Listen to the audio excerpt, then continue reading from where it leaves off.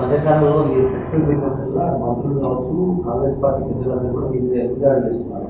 ఆనాడు టీఆర్ఎస్ పార్టీలో ఉన్నప్పుడు కూడా ఆరోపణలు చేశారు బీఎస్పీలో ఉన్నప్పుడు. మరి ఈరోజు ఒకసారి పార్టీ మారగానే ఎందుకు అన్ని విషయాలు గుర్తొస్తున్నాయి? అందరికీ నడిగోడు మీద చంపిన అట్లాంటి అన్ని విషయాలు మీద ఆనాడు మాట్లాడారు. ఈరోజు సరిగ్గా కాంగ్రెస్ పార్టీ కాంగ్రెస్ వాళ్ళ అజ్ఞానానికి నిదర్శనమే ప్రశ్నలు. నేను ఎప్పుడు కూడా ఒక పార్టీని విమర్శించడమో లేకపోతే ఆ పార్టీని ఆ వ్యక్తిని విమర్శించడం చేయలేను. ప్రజల గొంతుకగానే మాట్లాడిన. నేను ఎక్కడున్నా అదే, ఇవాళ కూడా అదే పని చేస్తున్నా.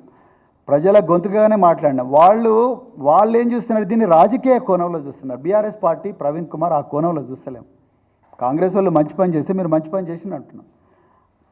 కేటీఆర్ గారు రేవంత్ రెడ్డి గారిని తమిళనాడులో సపోర్ట్ చేయలేదా? దక్షిణ భారతదేశంలో మరి డీలిమిటేషన్ మీద జరుగుతున్న చర్చలో మాకు ఆ పొలిటికల్ మెచ్యూరిటీ ఉంది, ఆ రాజకీయ పరిపక్వత ఉన్నది. ఈ భారత రాష్ట్రానికి కాంగ్రెస్ వాళ్ళకి ఆ రాజకీయ పరిపక్వత లేదు. వాళ్ళు ప్రధాన్ని రాజకీయ కోణంలో చూసినా కూడా నువ్వు ఆ రోజు ఇట్లా మాట్లాడినావు కాబట్టి ఇప్పుడు ఎట్లా మాట్లాడుతున్నావు అంటారు. అది చాలా నారో మైండెడ్ ఆర్గ్యుమెంట్. వాళ్ళకి అంతకుమించి ఏం తెలియదు. అందుకొరకే ఇవాళ వాళ్ళకు నిజంగా వాళ్ళకు ఏమాత్రం పరిపక్వత పరిణతి ఉన్నా కూడా ఇలా ఓపెన్ చర్చకు వస్తారు కదా. అయ్యా మేము నిజంగా పట్టించుకోలేదు, మహిళల మీద ఇట్లా దాడి జరుగుతూ ఉన్నది, మీరు చెప్పినగా మంచి సజెషన్ తప్పకుండా చేస్తాం అని చెప్పి ఒక స్టేట్మెంట్ ఇవ్వచ్చుగా ముఖ్యమంత్రి. లేకపోతే ఒక కమిటీ వేయచ్చు కదా, లేకపోతే ఆల్ పార్టీ మీటింగ్ పెట్టచ్చు కదా. ఏం చేద్దాం చెప్పండి మహిళలను రక్షించుకోవడానికి అని చెప్పొచ్చుగా.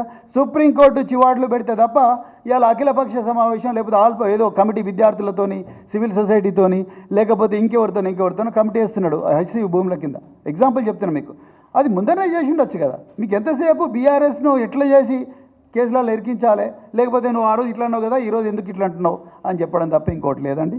వాళ్ళకు నిజంగా ఎంతసేపు వాళ్ళకి కనిపించేదంతా కూడా ఎట్లెట్లా డబ్బులు సంపాదించుకోవాలి, అక్రమంగా ఎట్లెట్లా భూములు కబ్జా చేయాలి, ఎట్లెట్లా ప్రశ్నించిన వాళ్ళ మీద కేసులు పెట్టాలని ఒక్కటే ఉన్నది.